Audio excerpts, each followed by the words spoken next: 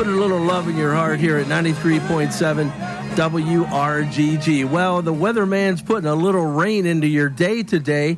And Chad, you there? Yeah, I'm here. All right. You said, I just asked, you're calling from Gaithersburg, Maryland, right, Chad? Yeah. All right. You said it's not raining down there, but you know we're getting dumped on up here. Yeah, there's a stalled front that's right over I-81, and you're probably going to end up with a stalled front. That's not good. No, that means it's going to rain for a while. Wow, isn't that something? So is there anything in particular that's causing all this rain? Well, there's a really stagnant weather pattern. The low pressure that moved off the coast yesterday is combining with the front that's moving south through Pennsylvania, and that's generating all this rain. Okay. But there's just so little movement in the atmosphere. That's why this is the second day we've had an appreciable rain, and there's a lot of moisture loading in the atmosphere, meaning it can hold about as much moisture as it possibly can this time of the year in September. Mm-hmm. So when you squeeze all that out, you get areas of standing water, which will probably be the case in Franklin County this afternoon. Yeah. So is there more weather coming this afternoon, or are we seeing the brunt of it this morning here now? Yeah, the heaviest is now, and then it'll taper off this afternoon to just drizzle. All right. Well, Chad, I'm glad you called in. You recently, we're going to talk a little bit about what we can expect over the winter, but let me ask you this. You just got a certification from the National Weather Service fairly recently, right?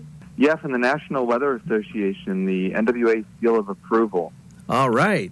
And that means what for you? Well, that means that I passed an exam, and a panel of meteorologists evaluated my on-air radio work.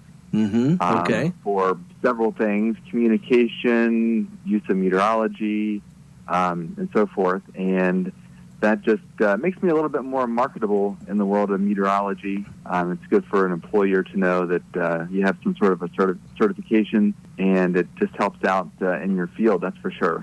And you've had some airtime on a big station down in Washington, D.C., right? Yeah, I'm a freelance meteorologist for WTOP Radio. I know. When I worked in the D.C. area, that was very much listened to station for news. It's an all-news station, right? I guess they still are. And they one of the top listened to stations. People always, I know I was on a Department of Transportation commuter bus once in a while going out to Coast Guard headquarters from D.C., and WTOP was on all the buses that I went out that way. So congratulations, Chad, and doing a good job. Good to hear from you here. So what can we expect coming up this winter? Who's going to win out? You or the groundhog?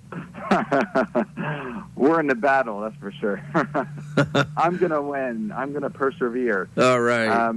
Ironically, the Herald Mail Media newspaper, yeah, we are on the front page. The Hagerstown Almanac is on the front page with the winter outlook today, actually, ooh, okay. Ironically. And some of the key points that I've analyzed for the winter, a couple things. This is called a triple dip La Nina. You know, there's a bunch of funny terms in meteorology like dropple and... There sure are. This and that. There sure are. So what this means is this is going to be our third La Nina winter in the Cumberland Valley. And these are very rare. It's very rare to have three back-to-back like this. Huh, right, okay. And...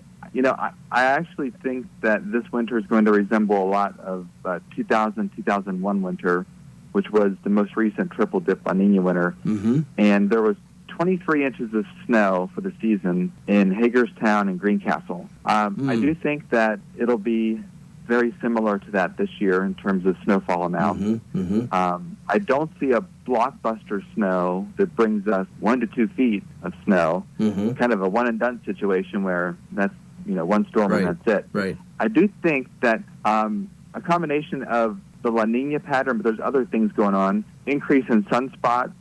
We're starting out this season with a very strong polar vortex. Mm-hmm. And historically, when you have a strong polar vortex going into the fall, it tends to weaken early in the wintertime, and when it weakens, it sends cold air south. I think our December in Greencastle will be much more like a typical December around here in terms of there's going to be a little bit of snow, and I think the snow is going to come very close to the holiday season. Now, White Christmas, again, maybe, huh? Yeah, I think it's very possible, if not along, then west of Interstate 81.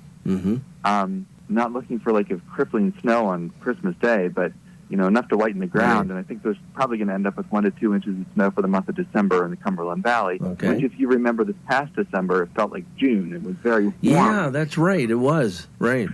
And then I think we go into a January thaw. So I think we warm it up in the first part of January. But then winter comes back. I think that 99% of our winter, other than the 1% in December, is going to be from the end of January into the first couple of weeks in March. Again, it's not going to snow every day. It's not going to be cold every day. But we're going to get most of our snow then. And I think we'll end up with about 20 to 25 inches of snow for the season. All right. There's going to be some misses, though, unfortunately, with the storm track. I think there's going to be a couple of bigger storms up in New England that produce a couple, 1 to 2 feet of snow. Where Hagerstown and Greencastle is kind of on the edge of those systems. Right. But we're going to have some of those southern tracking storms that bring us several inches of snow this winter. And all in all, pretty average for us, really, this winter. All right. So yeah. Well, great. Thank you so much, Chad. I guess there'll be just enough snow to keep you on the ski slopes, right? Yeah, I'm looking forward to getting out there. That's for sure. And you ski quite a bit, don't you? Yeah, I bought a pass last year, and I went to Whitetail and Liberty several times. And I was actually, speaking of skiing, I was talking one of the members of the snowmaking team at Whitetail last year. Trying to get an interview, but he's really busy in the wintertime. Sure. Well, go ahead. Oh, so real quick, he told me that 30 inches of snow in a season is not enough to keep a ski resort open. He said about 5% of their snow is natural snow. About 95% is man-made, even in a good winter. So I think that this will be a pretty good winter for snowmaking purposes, because they can crank out the snow when it's just a couple of degrees below freezing, and they can cover that mountain pretty quick. Right.